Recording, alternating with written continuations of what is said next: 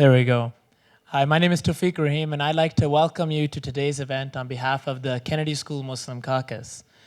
Today's film screening of An Islamic Conscience, the Aga Khan and the Ismailis, is being presented and co-sponsored by some very key organizations here at the Kennedy School of Government and Harvard University more generally.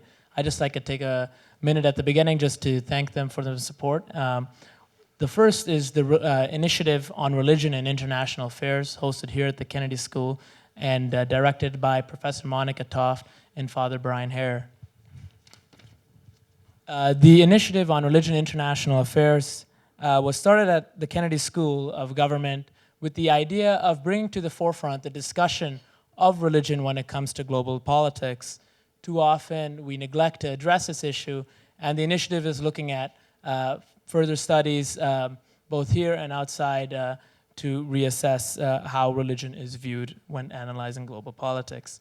We also are happy to thank the Harvard Divinity School, the Islam in the West program, directed by the moderator of today's panel discussion, Jocelyn Cesari, the Institute of Politics, of course, this being the John F. Kennedy Jr. Forum, for their support, as well as the Kennedy School Muslim Caucus.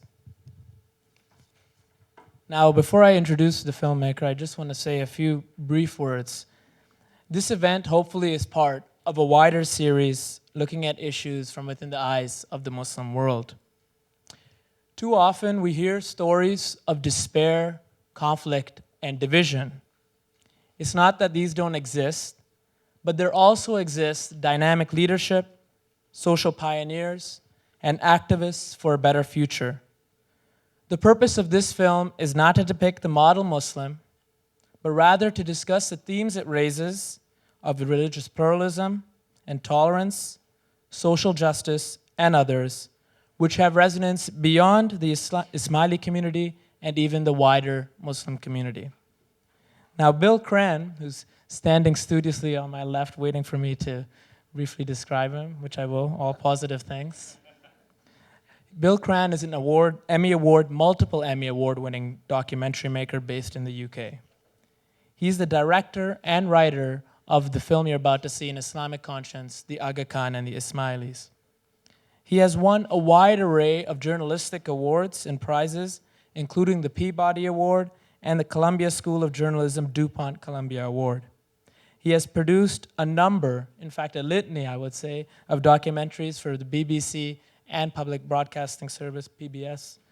Most recently, Jihad, Men and Ideas Behind Al-Qaeda, which was a recipient of the Columbia School of Journalism DuPont Columbia Award.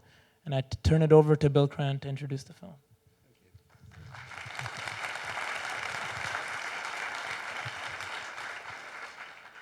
When, after months of patience and persistence and persuasion, we finally managed to interview His Highness Aga Khan in his estate north of Paris this summer, I asked him the question, the obvious question, did he think there was a clash of civilizations going on, if we're living through this clash of civilizations? And he said, no, he does not believe in a clash of civilizations.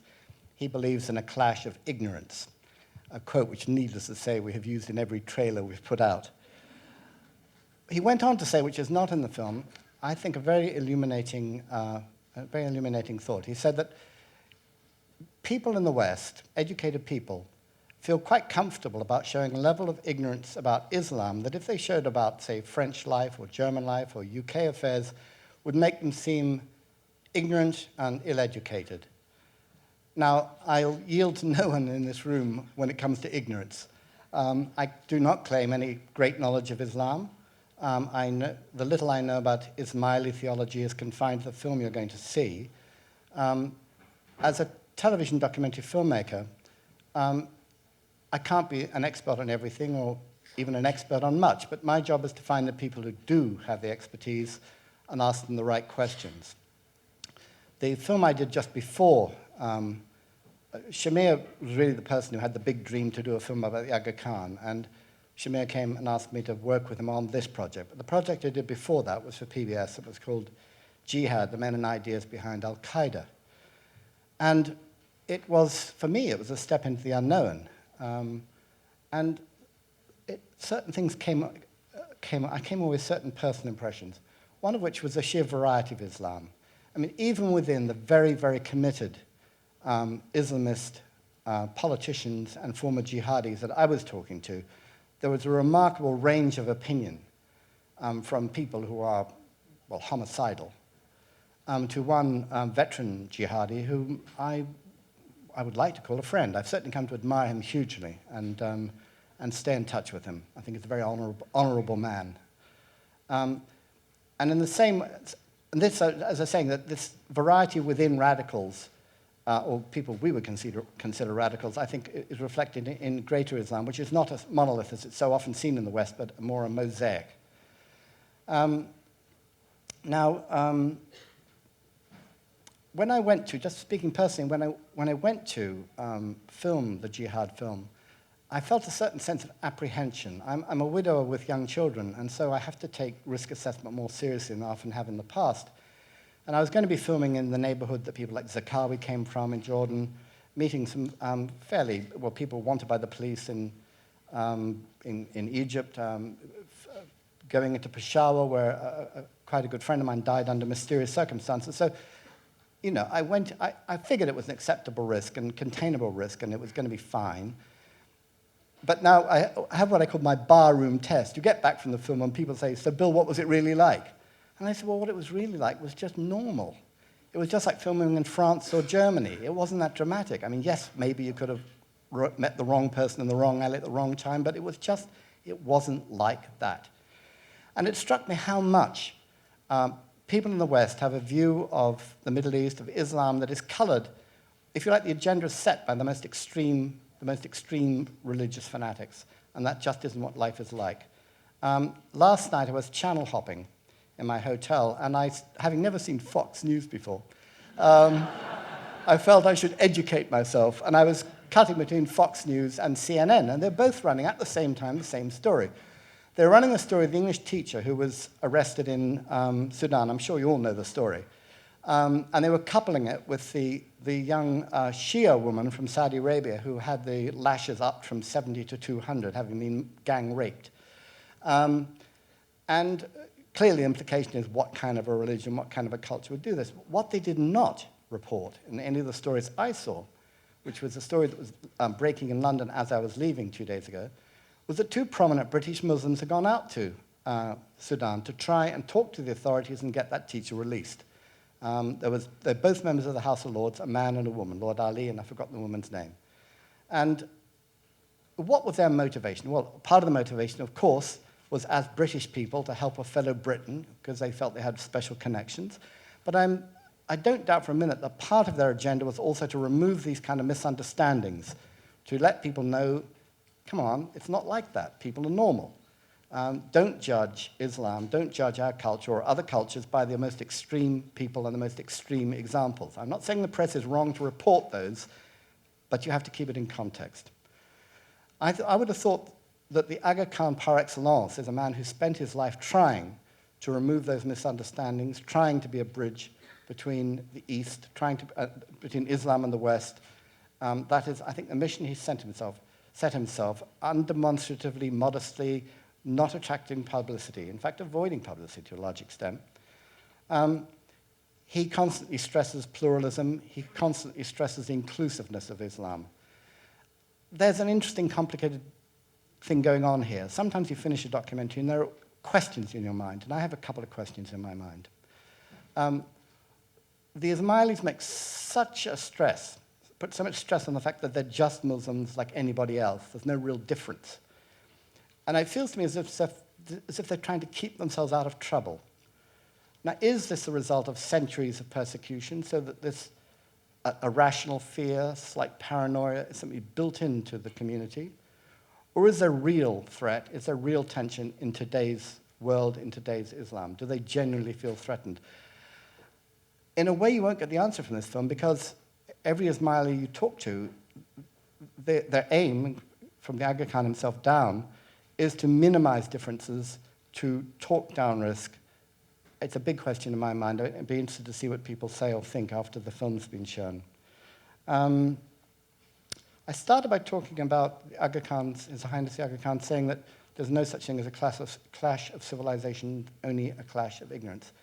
It wasn't the first time he'd said that, and it wasn't the first time I'd met him. Several weeks before, he'd asked to see us in London. And I think he asked to see us because he wanted to just look us in the eyes and say, do I trust these people? Are they going to do a straight-up job? And it's a two-way street. As a journalist, I quite often meet people, and the encounter makes a big difference. I certainly took a very good impression of the Aga Khan himself from my meeting with him. And I think, as you'll see, that's reflected in the film, which is a far from unflattering film. I mean, it's quite complimentary. I think he's a man who's spent his career doing the best he can. He asked us in turn, he used some funny sort of biz speak type phrase, like he said, what's the get from this? What's going to come from this film? What's a productive good that will evolve from this film? And I said to him, it's like the development projects that you run and fund. It's not an instant hit. It's not going to change everything straight away. It's part of a process that may take a generation. And I feel that the more films, the more newspaper articles are written about Islam and the relation between Islam and the West, the better. The more light is shed on the subject, the better. So our little film is just a small step in that direction. I hope you find it interesting.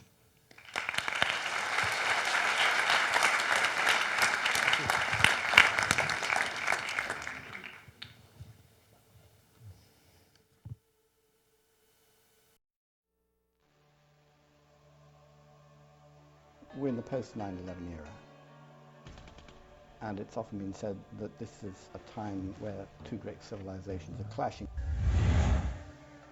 Do you agree with that? Oh, no, I don't. I don't think it's a clash of civilization. I think it's a clash very often of ignorance. You can see in various faiths, the Christian faith, the Jewish faith, the Muslim faith. And I think there are limits, theological limits.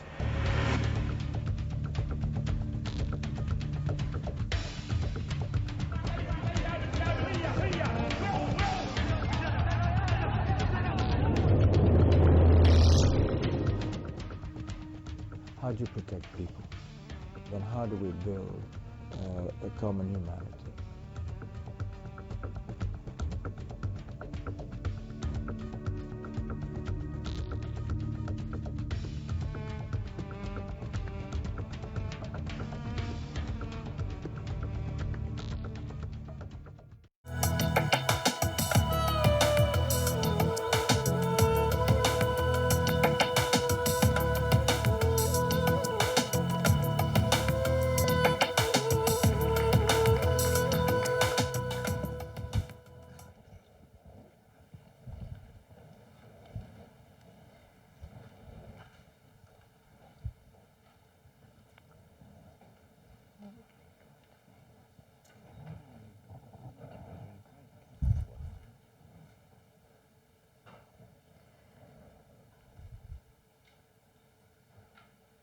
Good evening, everybody.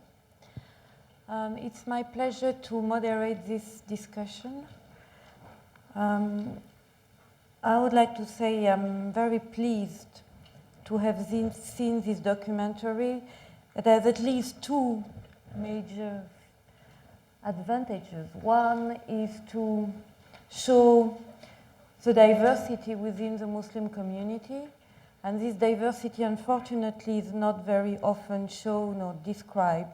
And the second major advantage is also to show the compatibility at a concrete level between Islam, Muslim, and the West. To help us understand this Ismaili position, we have a very nice panel here. First, Bill Cran, that was introduced to you by Taufik previously. Then Professor Ali Hassani, Professor of the Practice of Indo-Muslim Languages and Culture at Harvard University, and also a consultant on the documentary we just saw. Shamir Alibai, who is currently a student at the Harvard Divinity School and was a producer for the documentary. And Firas Hamad, Deputy Editor of Islamic magazine. My first question would be for Professor Hassani. How can we understand the specificity of the Ismaili within the Muslim world at large, within the Shia population first, but also vis-à-vis the Sunni world. Can you tell us in a few words? Yeah, the trick is in a few words. Yeah. Each of you have 5 minutes. 5 minutes. You remember that. Right. This is the way I look at the experience of any religion, or the experience of any person in a particular religious tradition, is that basically religions are constructed within contexts. So, for instance, in my career teaching about Islam, I always get questions: is Islam a terrorist religion? Is Islam against the rights of women? Is Islam against democracy? And so on and so forth. And behind such questions is a construction of Islam as a monolith, but there's also this construction of Islam as something that has agency. So, when people say Islam says this, or according to Islam, they imagine there's a person called Islam. But in fact, Islam is an abstract concept, and it's people who make Islam. Religion is about people, and people construct Islam. So, and I think over its development over centuries, in many different parts of the world, in many different contexts, Islam, like any other tradition, has been interpreted in so many different ways as a result of the interaction of different political, historical, economic, theological factors and other factors, so that you get really a variety of different, let's say, recipes. I think what you see today is, in this particular movie, you have a formulation of Islam that is within a particular theological context, that is Shia, and even within the Shia, within one particular Ismaili context, whose notions of authority, unlike many other forms of Islam, are centered around a person who is a descendant of the Prophet, which has huge implications for how decisions are made. It is also a conception of Islam that is based within a transnational context, because here you have communities living in over 25 different countries. And in each of these countries, you have different political, cultural, social contexts. So all of that informs this construction. It also is based on a vision of ethical and social, what are the ethical and social imperatives within Islam, going back into the Quran, where it's very clear that Islam is not just about worship, about performing rituals and so on, that Islam is about social engagement, helping the poor, the sick, the needy. And this is one formulation. There are other formulations, but this is one formulation of it. And then there is another context behind this, which doesn't come out very strongly in this documentary, I think for obvious reasons, because it's to do with the practice of the faith. And this is that the Ismaili tradition is very much tied into what I would call traditions of esotericism and mysticism within Islam, with close connections with Sufi connections. That doesn't come out here, but I think it's a combination of all these contexts interacting that have actually given rise to this particular vision of Islam. I would say it's one vision, as opposed to other visions. Thank you. Bill, could you tell us why did you get involved in this project, and what type of message did you want to convey here? That can be a lot less than 5 minutes. It's because I'd done the jihad film is all about people on the extreme of Islam, and people are to a certain extent setting the agenda and certainly doing a lot to distort the image of Islam. And so it was Shamir's project really, but he needed some help with it, and I was drawn to it, I think, because it seemed to me this is closer to just, it's, I think, almost embarrassing to have to say this, but the fact is, the level of ignorance on the West is so profound, and the prejudice is so extreme, and I think it's not an unreasonable prejudice, given things like 9/11, you understand why it comes about, that you end up having to, you know, at the documentary level, you're communicating some awfully simple things. And the awfully simple things I hope that will come across from this film are simply, look, not all Muslims are extremists, you know? Some of them are very modest. It's a fundamental part of Islam is to be charitable, to give, as does the Aga Khan. He spends his whole life doing it. And so, as I say, one shouldn't have to be pointing out these blindly obvious things, but I actually think it does need to be stated. And I think that is what drew me to the subject. In terms of, you know, as a documentary subject, in some ways, you know, it doesn't, because the Aga Khan is basically a nice guy and he's doing good things, it doesn't give you, you know, the kind of edgy sort of subject that I tend to like. But I thought it was, I think it has merit, and I think it just needs to be said. Shamir, as just Bill said, you were behind this project since the beginning. Can you tell us a little more about your motivation and why, how, in 5 minutes? Yeah. For me, there was two aspects, really. I mean, on a primary level, I was very, very interested in documenting the history of the Ismailis, the history of the Aga Khans, the work, but doing it in a film which is very engaging, which is a piece of integrity, which you could show to people and say, you know, this is who they are, what their philosophy is. And then 9/11 happened, and I thought, you know, this actually has a secondary tale to it, which is, does this story provide an insight into Islam, the plurality within Islam? Can this story of the Aga Khan, someone who's been persevering for 50 years to bridge the major world divides, serve as a catalyst to maybe a rethink by the West about Islam? But I want to say that this is also not only for non-Muslims, but a film for Muslims as well. I think there is ignorance on both sides at times, and I think that both sides need to have a rethink. And I think that there are values that move beyond religion. I think there are values which, you know, go further than theology, and those are, you know, aspects like tolerance, aspects like dialogue, peaceful interaction. I think, you know, pluralism is such an important aspect. I mean, you know, everyone's talking about globalization and people living and moving around so much, but, you know, it's so critical. It's not just accepting, but it is about engaging, about, you know, not that group over there, but actually interacting with them, getting to understand, getting to know them. And I thought that, you know, if we can tell the story of the Aga Khan and the Ismailis on a primary level, I hope that it could serve as a catalyst to look at a different side of Islam. So. Thank you.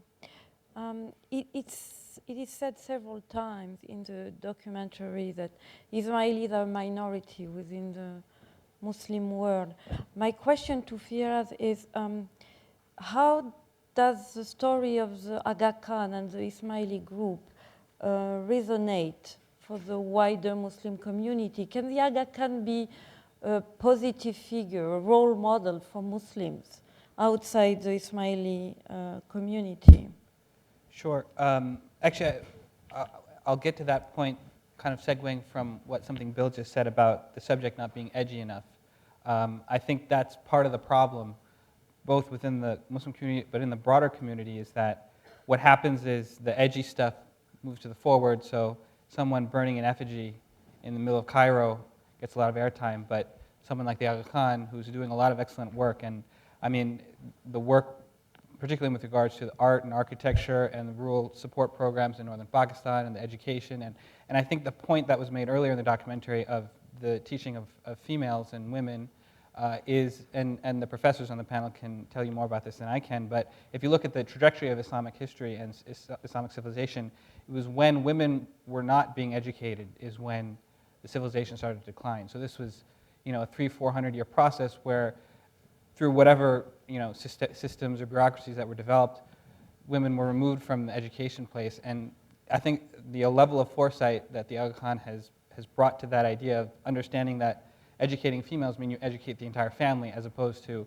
if you educate a male, it's, you know, the rest of the kids are alone in that sense. So a lot of these examples, I think, resonate with the entire Muslim community. And I think part of the problem with, not a problem with the Ismaili community, but part of the problem that it encounters is that if you're an Ismaili in America, you are a minority within a minority within a minority.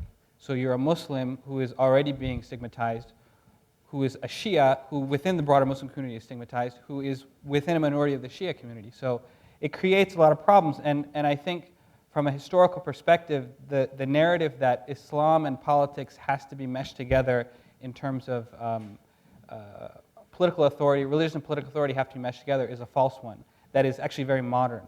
And I think that one of the messages that the Aga Khan is trying to get out there, and one that I think a lot of other groups within the Muslim community are starting to realize, is that religion and politics don't necessarily have to sit together. And historically, even the most respected religious scholars and theologians in the Muslim world were always the ones that did not abdicate their ideals to power. So they said, government says what it says, but we will speak, as they say here, speak truth to power, and that tradition has been lost. And I think all parts of the Muslim community can kind of collaborate and work together and kind of trying to redevelop that. And even, I think, within the context of what's going on right now, there's a very positive development. A group of Muslim scholars that include Sunni, Shia across the board have written a letter called, I believe it's called the Common Word document, where they addressed it to the Pope and to many Christian leaders across the world, and it's been very well received. I just heard now that the Pope has read the letter, very much appreciated it, has now invited a number of Muslim scholars to the Vatican. The Archbishop of Canterbury has also read the letter, has responded to it, and a number of other theologians. So this stuff is not edgy, and you probably haven't heard of it because it's not edgy. But I'm sure you heard of the Sudanese example that took place the last 2 days. So this is part of the problem, is that the good stuff that is happening just doesn't get reported because it doesn't make a lot of headlines. Momentous, and it didn't get covered. Yeah, I mean, it's a historic occasion. You never get 138 Muslim scholars across sects and communities to ever get together and agree on a particular document, and that's what happened. And it almost went unnoticed by the kind of the general Fox News reporting.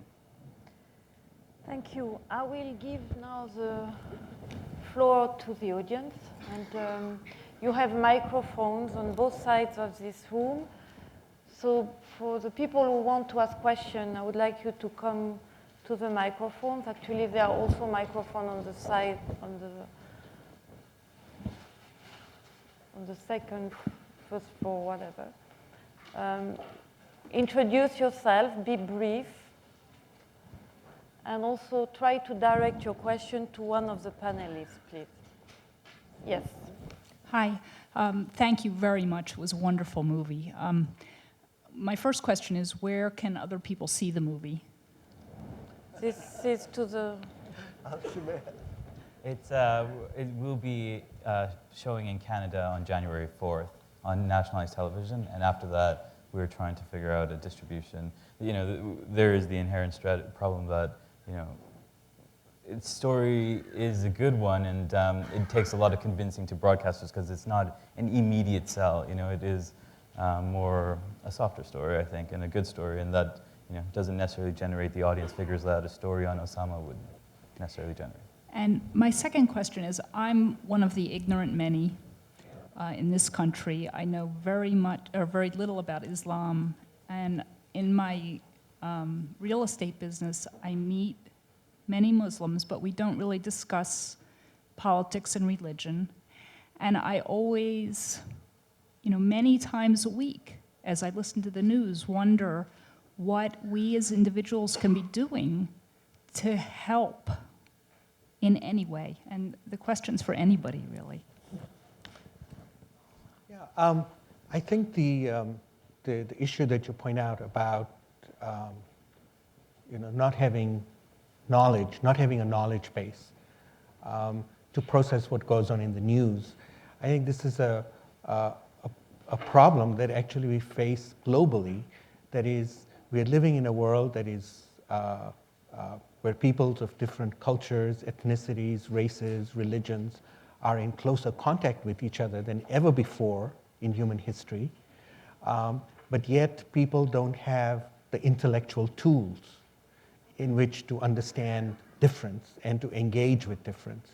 So the primary imperative of our time is, in fact, for us to develop what I would call literacy, greater literacy about culture, cultural and religious difference. And that, I think, there's only one sort of remedy for that, it's education. And it's education at all levels. I mean, some of it is to do with school systems. It has to do, I think, with the media, responsible journalism. If, for instance, people rely on what they see on news and newspaper headlines for their image of what is their source of knowledge and information about what Islam is, they're going to get a very distorted perspective, and they're not going to get the tools. So I think the key issue for everybody is about education, and I would want to stress that this is not just, one-sided thing. I think there are many Muslims who have distorted and stereotypical images of Western culture and Western people. Again, interestingly promoted by what they see on the media. And of course, things like foreign policy don't help, but it becomes, I think it's an issue where if you're going to create better understandings, I think it starts from education, and the sense is you don't rely. I mean, I know I read a book recently by a Shia scholar, Imam Qazwini, who is out in Detroit, and he has in this book, he says, well, if you want to find out about Islam, turn off the TV. But it's interesting, but it's just doing a lot. I think the issue is getting knowledge. I'm willing to turn off my TV, but I'm not sure where to go. Like, I often wonder if there are projects that bring, Muslims and non-Muslims together to just work on projects in communities. Yeah. I don't know of any. If Firas, do you want to? I mean, part of the problem in this whole issue, I mean, one, Muslims like to complain that they are demonized in the media, and that's probably true. I mean, the fact that Mitt Romney can say, I don't want a Muslim in my cabinet, and no one really bats an eye, whereas Don Imus says something and he gets fired. I mean, it's clear that there is some bias. At the same time, the Muslim community has been very insular. I mean, a lot of it, Muslims, at least the Muslim immigrant community, has come from countries where you don't get involved in civil society very much. And so my generation, and as you can see, I mean, the results of this film have come from an impetus where we're more interested in getting ideas out there. So, I mean, there have been some efforts, like I work on a magazine that I think tries to put these issues out there. And we did a bunch of profiles 2 issues ago, one of which was about a clinic in Los Angeles that was started by a bunch of Muslim students, med students. And they started this clinic on the site where the LA riots took place 15 years ago. And it is a free clinic. Anybody can go there, and the majority of the people who do go there have nothing to do with Islam. But these guys just felt like it was part of their faith.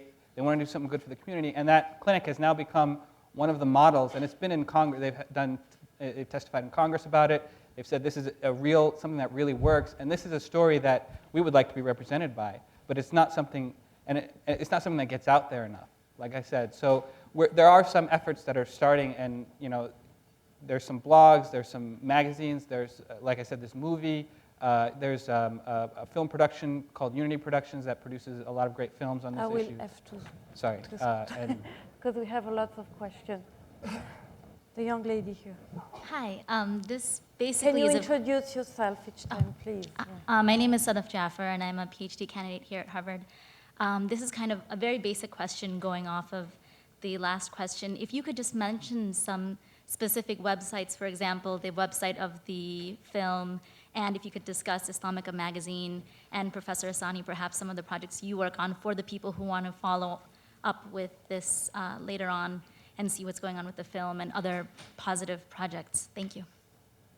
Okay. I think the Aga Khan's development network website is quite a good one, and that's akdn.org. You asked about the film website, that's agakhanfilm.org. I think there's the Institute of Ismaili Studies, which is iis.ac.uk.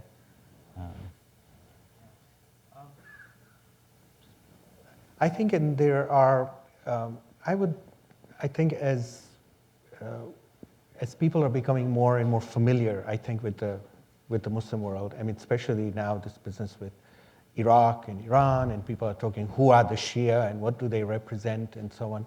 I think you're going to see more and more publications come out.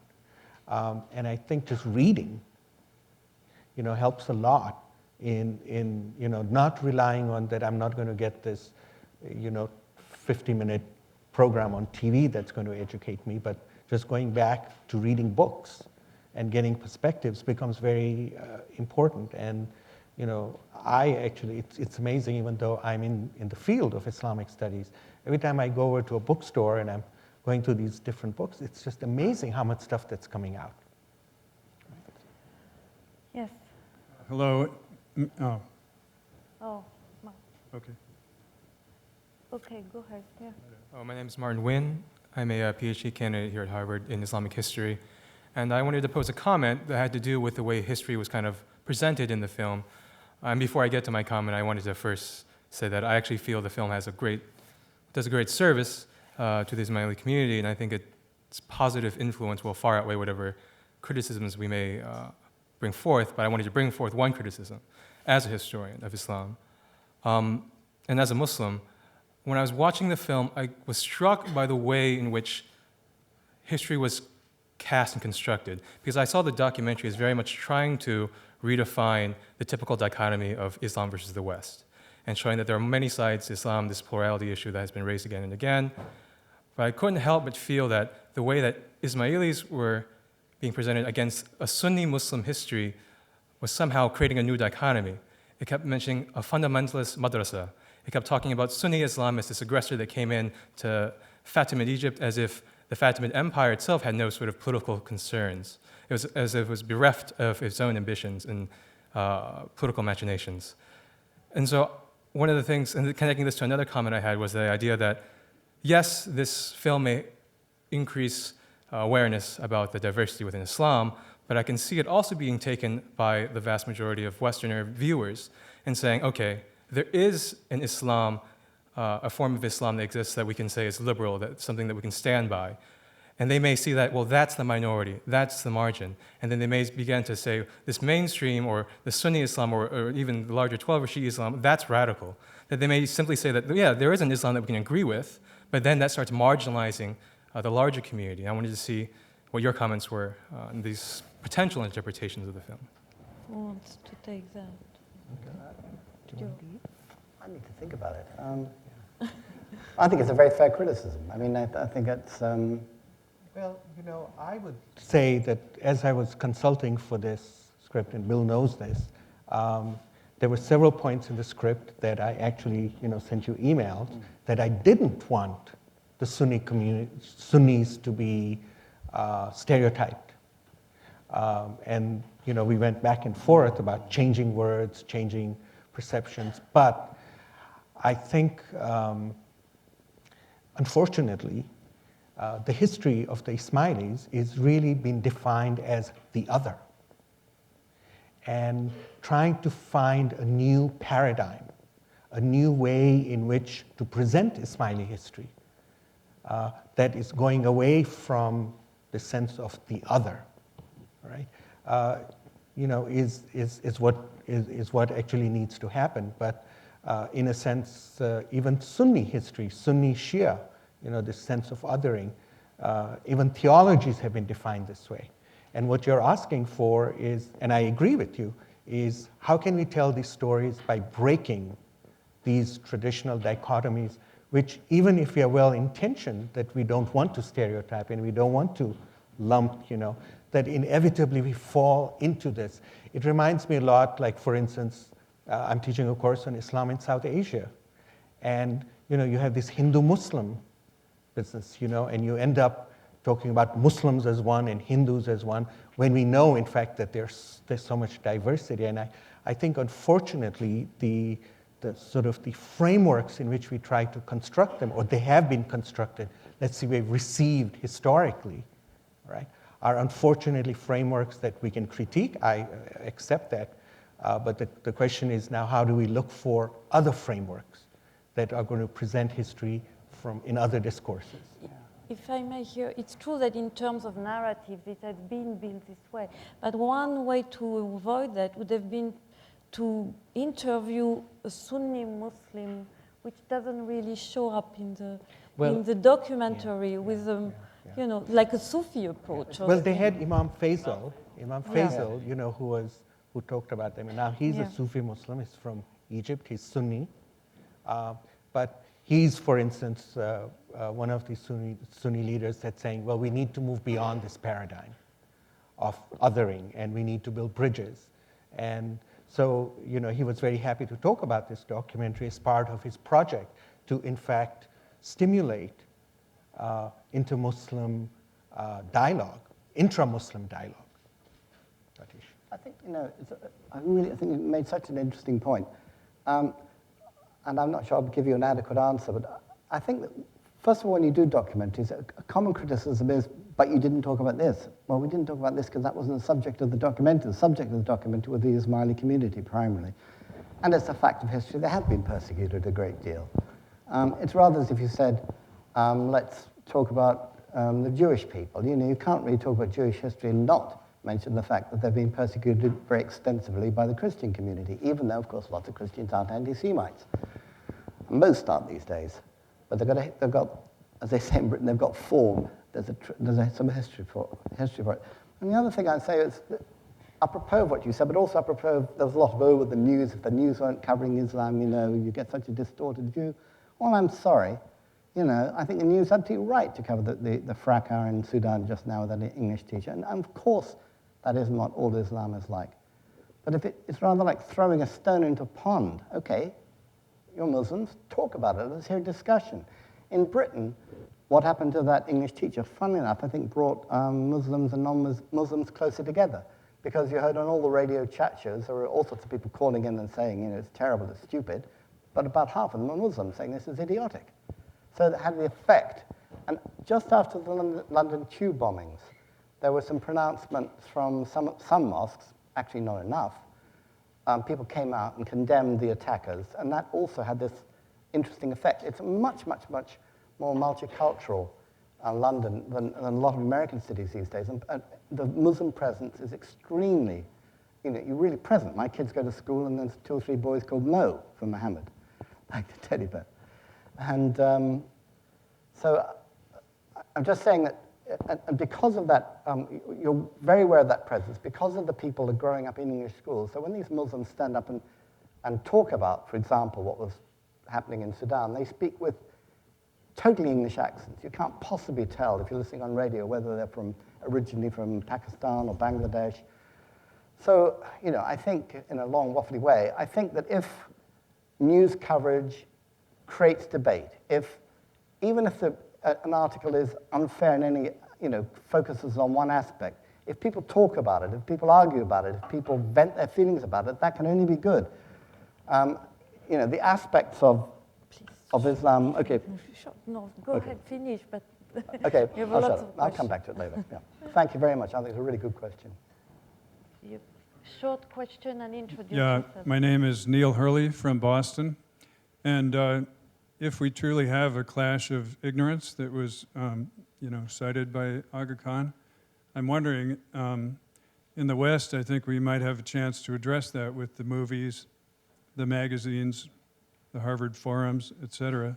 But I'm wondering, in practical terms, in the Muslim community where day-to-day survival for people might be an issue, how could you, you know, actually address this ignorance and do the education kind of at a grassroots level, like you mentioned? I think we have already said a few things. I sort of touched on it, but I think Yeah. you should.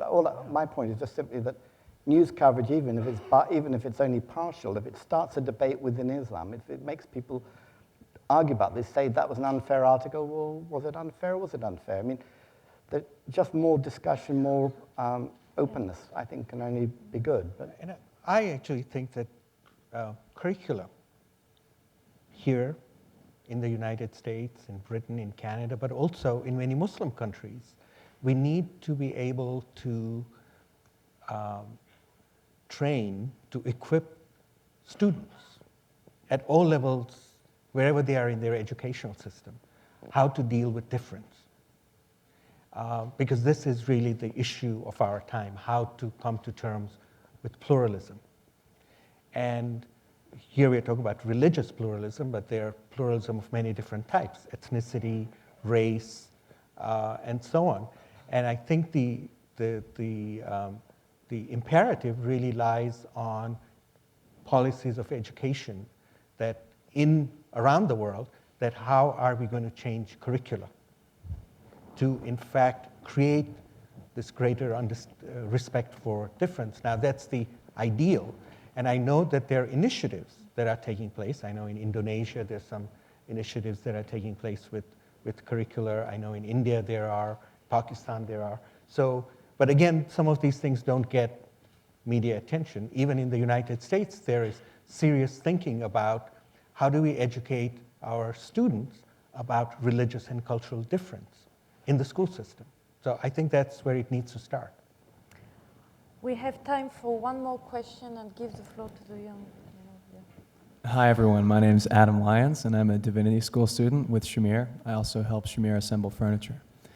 And the question that I wanted to ask comes from the fact that Mr. Cran and Mr. Ahmed, both of you mentioned American news media like Fox News and CNN negatively, kind of as an assumed negative without going into it. And what I kind of wanted to tease out is that it seems that the underlying assumption in this is that sensationalist journalism kind of engenders reactionary foreign policy and domestic policy. And so I'm wondering if either of you, the filmmakers, or anybody else on the panel, would like to comment on this piece, this film that you've just made, in terms of responsible journalism and desired political effect or outcome or something like that. Thanks very much. Shamir? Do you want to say something? Let me think about that. Go. If you want. I mean, when I mentioned Fox News, I did it kind of tongue-in-cheek, but I do think that there are political narratives that are constructed, and whether you talk about the chicken or the egg, which one comes first, whether it's the policy or whether it's the perception, I think there are clearly policy implications to the way Muslims are being perceived in the world today. With regards to the film, I mean, I wasn't involved in making of the film, and I actually agree with what some of what Martin said earlier in terms of the film could, I mean, I could see, and I know this was definitely not the intention of the filmmaker, but I could see a particular viewpoint taking this film and saying, oh, look, there are good Muslims, but the rest of them happen to be really bad. And so the imam that was on the screen that couldn't speak English, that had kind of looked very old, he could be potentially the poster child of this Islam that's not very good. And I think that's unfair, because I think the themes of tolerance, of pluralism, of foresight, of education for women are not exclusive to Ismaili Islam. They exist in every aspect of Islam, whether it be Sunni, Shia, whether it be Sufi, whatever it is. And that, I think, is a message that if the movie did a better job of putting out there, I think that criticism would be less applicable to it. But I do think, I mean, in general, I don't think anyone would disagree that media does create political narratives, and doing what you can to address those, I think, is the best way to go about it. I wouldn't say, like, I'm not convinced that that's what we were saying, that Ismailis are the only one. I don't think most people would interpret it like that, because... No, I'm saying that some people would use it. They would manipulate the message and say, oh, look, this is what... I'm saying it's open to that possibility. It's not entirely... I know that's not what was the point of the film, but it could be interpreted that way. And, just to address the point when you said, the sheikh, I mean, there are very few people who have much credibility who say the Ismailis aren't Muslims. I mean, that isn't the case right now. I mean, there will be people who don't know much who may say those kind of things, but in terms of people who have any credibility, I mean, I'm not convinced that that is the case right now in this current climate either. Right. Bill, I would like to give you the final word. Oh, I'll try to be very brief. My point about Fox and CNN was that the story they were telling was a correct story, but they weren't telling the whole story, because they hadn't reported, at least when I was watching last night, the fact that 2 Muslims from Britain had gone out to get the release. So they were reinforcing an interpretation of Islam as tending to be extreme and tending to be intolerant, tending to be hysterical, and they weren't actually putting in the balancing fact. And I thought that was a mistake. I would like to finish by saying that, you know, I still think press is better than no press, and a free press is a press that's free to be biased and free to be wrong-headed and free to be even irresponsible. You just have to take the rough and the smooth. Fact is, it's thanks to the press we know about what happened in the Sudan. Otherwise, if nobody's reporting it, there's nothing to discuss. Thank you. Thank you to our panelists. Thanks to you for being here and for your questions. And you can still ask for the questions that were left in the audience. You can address them directly to the panelists on a one-on-one basis. Thank you very much.